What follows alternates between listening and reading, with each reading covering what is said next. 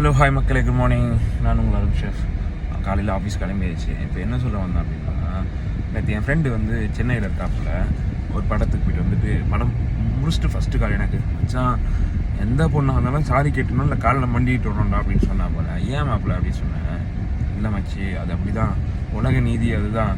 பெரிய பெரிய ராஜாவாக இருந்தாலும் சரி, பெரிய எவ்வளோ பெரிய ஜாம்பவனாக இருந்தாலும் பொம்பளைன்னா அவன் காலில் விழுந்தணும் இல்லை சாரி கேட்டணும். நம்மளே போய் அவங்க மேலே தப்பு இருந்தாலும் நம்மளே போய் சாரி கேட்டணும். அதுதான் மச்சான் வாஸ்தவம் அப்படின்னு சொன்னான். சரி பரவாயில்ல அப்படின்னு சொல்லிட்டு சும்மா ஒரு டைலாக் ஒன்று சொன்னான். நல்ல டைலாக்கு எப்படி சொன்னால், அது நம்ம கருத்துலாம் சொல்கிறேன்னு சொல்லிட்டு காரி துப்பாதீங்க. நான் சொல்கிறேன். என்ன சொன்னால், சரி, உன்னுடன் விவாதம் செய்வது உன்னை வெல்லவோ வீழ்த்தவோ அல்ல. மறந்துட்டனே.